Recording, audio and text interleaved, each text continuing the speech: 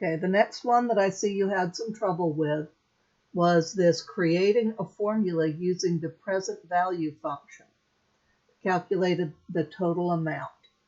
So I need to get the total loan amount in cells from cells C3 to C5, and in C8 I need to create this present value function. Again, I always use this to help me out. As I need the present value function. There it is. And make sure that you pulled this off to the side so you can see it.